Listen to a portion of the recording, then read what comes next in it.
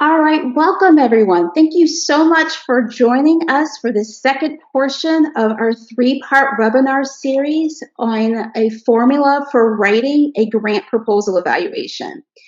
We are thrilled that you decided to join us today, and hopefully you'll gather a lot of great information from this experience. Before we get started, just want to go over a couple of housekeeping items. It's important that you have an opportunity to ask questions, so make sure to use the question function on your computer to be able to do that. And we have with us our intern and birthday girl, Elise Hopes, who will help us to moderate the Q&A portion that is dispersed throughout the webinar. I should also note that in the previous webinar, we got a lot of really great questions, and we were not able to harvest all those questions before closing out the system. And we will make sure to grab those this time so that if we're not able to answer your question during our session, we can follow up. So make sure to continue to use this function. Well, let me introduce myself. I am Lana Rux. I'm principal consultant of the Rux Group. The Rux Group is a research and evaluation firm that gathers, analyzes, and interprets data to enable our clients to measure the impact of their work. We were formed in 2008, and over the past 12 years, we have worked with a variety of clients, primarily within higher education, on grants funded by federal agencies such as the National Science Foundation, Department of Education, and Department of Labor. As I shared last time, the purpose of this overall webinar series is really reflected into four objectives. First, I want to organize the real diversity of evaluation terms around a framework. And then taking that framework, leveraging it to provide a formula for writing evaluation plans. And hopefully those two together will reduce the evaluation angst that's so often common around evaluation. And then, of course, I want to make sure that we answer your questions. So let me provide a high-level recap of the first part of the webinar series, highlighting the concepts that will be relevant for today's webinar. So last time, I introduced a framework for how to write an evaluation plan that's organized around 6 elements. The first two I call the foundation, which we covered before, and that involves the theory of change and the evaluation questions. The next two are the methods, evaluation design, data gathering, and analysis, which we'll cover today. And the last two are the finale, which we'll cover in 2 weeks, which involves use of findings and the operational approach. In introducing this framework, I argued that writing a small, moderate, or large-scale evaluation doesn't vary in terms of the presence or absence of those core elements. Rather, they vary in terms of the level of detail that's provided around those core elements.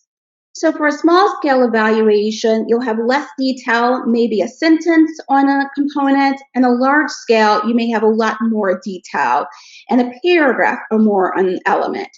And so the analogy that I provided was that in small scale, you would push in on an accordion with less detail, and large scale, you would pull out with more detail like you would pull out on an accordion.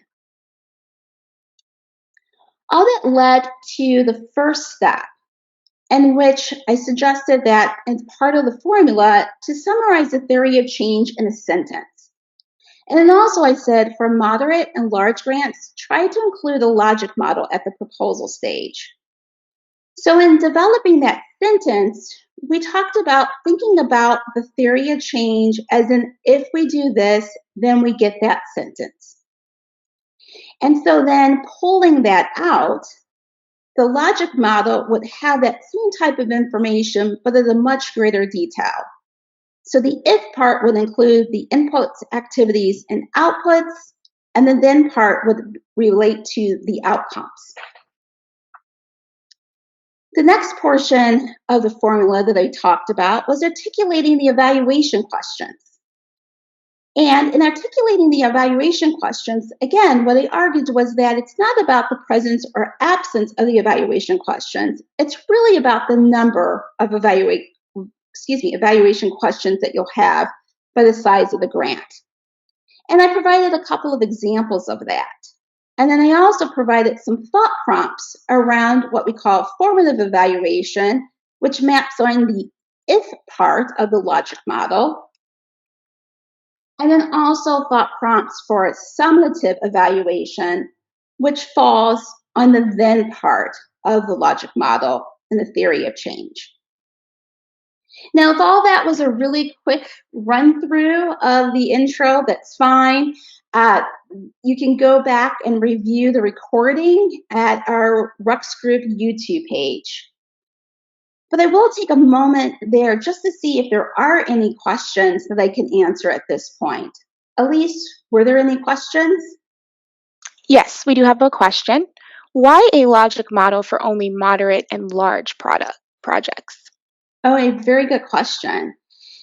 So the reason why I suggest having the logic model for moderate and large scale evaluations is just to help to try to reduce some of the complexity in terms of writing the evaluation plan.